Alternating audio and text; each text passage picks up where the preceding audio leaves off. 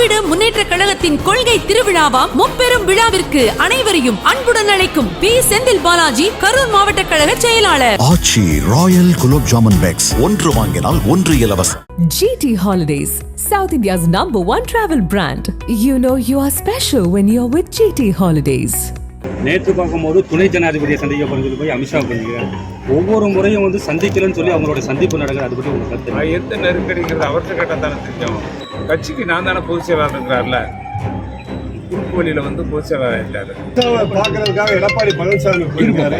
நம்மளோட வெளியேடு பல்வேறு திட்டங்களை கேட்கறதுக்காக போனேன்னு சொல்லி சொல்றாங்க.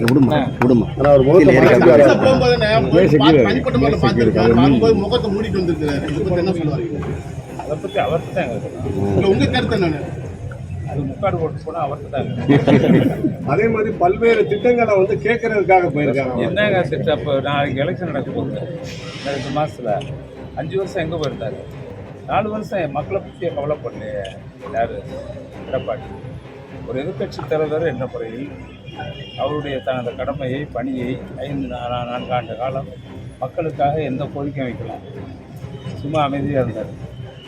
இப்போ நாளைக்கு எலெக்ஷன் வரப்போகுதுன்னு மக்களை வந்து சந்திக்கலாம்னு வர்றாங்க. வந்துட்டு அதை செய்கிறேன் இதை செய்கிறேன்னு ஏதோ சொல்லிட்டுமே ஆச்சு.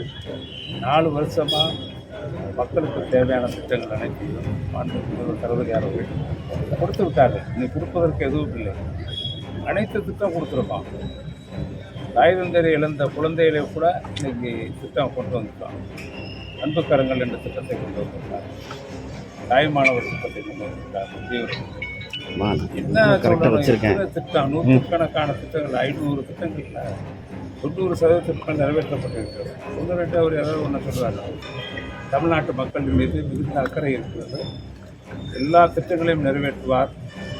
தமிழகம் இந்தியாவிலே ஒரு முன்மாதிரி மாநிலமாக இன்று உருவாகியிருக்கிறது. எல்லா மாநிலமும் இங்கே வந்து தான் பார்க்குறாங்க எல்லா திட்டத்தையும். அதனால்தான் நாம் சொல்கிறோம், தமிழகம் முதல் மாநிலமாக இந்தியாவில் இருக்கிறது. இது இந்தியாவுக்கே வழிகாட்டுகின்ற முதலமைச்சர் தமிழ்நாட்டு முதலமைச்சர்.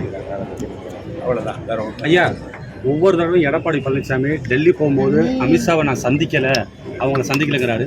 முதல் நான் கட்சி அலுவலகம் திறக்க போகிறேன்னு சொல்லிட்டு போய் அமித்ஷாவை சந்தித்தார். நேற்று பார்க்கும்போது துணை ஜனாதிபதியை சந்திக்க போகிறேன்னு சொல்லி போய் அமித்ஷாவை சந்திக்கிறார். ஒவ்வொரு முறையும் வந்து சந்திக்கலன்னு சொல்லி அவங்களோட சந்திப்பு நடக்குது. அது பற்றி உங்கள் கருத்து? எந்த நெருக்கடிங்கிறது அவர்கிட்ட கேட்டால் தானே தெரியும். சந்திக்கலன்னு சொல்லிட்டு போயிட்டு சந்திக்கிறது அது சரியில்லை. டிரான்ஸ்பரன்சி வேணும். ஒரு பார்ட்டி கட்சிக்கு நான் தானே பொதுச் செயலாளருங்கிறார்ல, குறுக்கு வழியில் வந்து பொதுச் செயலாளர் ஆகிட்டார். எம்ஜிஆர் வந்து என்ன வச்சுருந்தாங்க சிஸ்டம்? எம்ஜிஆரோ மறைந்த அம்மையார் அவர்களோ உறுப்பினர்களால் தான் பொதுச் செயலாளராக அந்த இயக்கத்தில் ஆக முடியும் என்று பைலா இருக்குது. அந்த பைலாவுக்கு முரண்பாக ஒரு சில நபர்கள் பொதுக்குழு உறுப்பினர்களை விலைக்கு வாங்கி பொதுச் செயலாளராக இருக்கிறார். முறைப்படி ஜனநாயக முறைப்படி தேர்ந்தெடுக்கப்படவில்லை. எனவே அந்த கட்சிக்கு தேவை பொது உறுப்பினர், பொதுச் செயலாளரை தேர்ந்தெடுக்க வேண்டும்.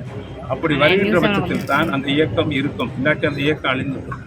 சார், அரசு அதிகாரிகள் வந்து இப்போ வந்து நடக்கக்கூடிய முகாமுக்கு வந்து அதிக வேலைப்பளு தருவதா சொல்லி அவங்க வந்து போராட்டம் பண்ணிட்டு இருக்காங்க. இதை பற்றி உங்களுடைய அரசு அதிகாரிகள் வந்து இப்போ வந்து நடக்கக்கூடிய முகாம் அனைத்துலையுமே வந்து எங்களுக்கு வேலைப்பளு அதிகமாக இருக்குது, ஆட்கள் பற்றாக்குறையாக இருக்குது, இதை கண்டிச்சு வந்து இப்போ போராட்டங்கள்லாம் வந்து பண்ணிட்டு இருக்காங்க. வேலைப்பளுலாம் ஒன்றும் இல்லை, மக்களுக்கு சேவை செய்யத்தான் நம்ம வந்து அரசு ஊழியராக வந்திருக்கோம், பொதுநலவாதிகள் வந்திருக்கோம்.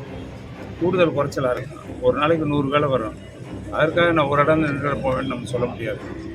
அரசாங்கம் மக்களுக்கு செய்கின்ற திட்டங்களை கொண்டு சேர்ப்பது நம்முடைய அரசு அலுவலர்களுடைய கடமை.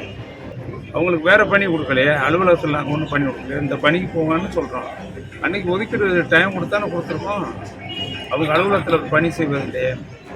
உங்களோட ஸ்டாண்டின் திட்டத்திற்கு போகின்ற பொழுது நீங்கள் வந்து இதெல்லாம் அதிக பழுவை நாங்கள் வழங்குவதில்லை. அந்த மனுக்களை வாங்கி அரசிற்கு அனுப்பி கிடைக்காத ஏழை எளிய மக்களுக்கு, நடுத்தர மக்களுக்கு அந்த திட்டங்களை கொண்டு சேர்க்க வேண்டும் என்ற உயர்ந்த நோக்கத்திற்காக இந்த திட்டம் உங்களோட ஸ்டாண்டில் உருவாக்கப்பட்டிருக்கிறது. அதில் எந்த விதமான முரண்பாட்டிற்கும் இடம் இல்லை. இந்த பழைய ஓய்வூதிய திட்டத்தை வந்து மறைக்கிறதுக்காக தான் அரசு ஊழியர்களுக்கு வந்து இந்த மாதிரி வேலைப்பளுவை கொடுக்குறாங்கன்னு சொல்லி நாங்கள் எதுவும் மறைக்க தேவையில்லை. நாங்கள் ஓப்பனாக சொல்லிட்டோம். நீங்கள் ஓய்வூதிய திட்டத்தை பற்றி தொடர்ந்து வலியுறுத்தி வருகிறார்கள். அதற்காக முதலமைச்சர் அவர்கள் இன்னும் இந்த மாதம் செப்டம்பர் கடைசி அடுத்த மாதம் நிச்சயமாக அதற்கு ஒரு முடிவு எடுப்பார். நக்கீரன் டிவிக்கு சப்ஸ்கிரைப் செய்யுங்கள். உங்கள் ஆதரவே எங்கள் பலம். ஆசிரியர்களுக்கு நண்பனாகவும் மாணவர்களுக்கு ஆசானாகவும் திகழும் தேர்வு வழிகாட்டி. ஒவ்வொரு பாடத்திற்கும் அனுபவமிக்க ஆசிரியர்களின் துல்லியமான தெளிவான விடைகள். CNC இருக்கு, தேர்வு பயம் எதற்கு? இது தீரன் பப்ளிஷிங் ஹவுஸ் விற்பனை வெளியீடு.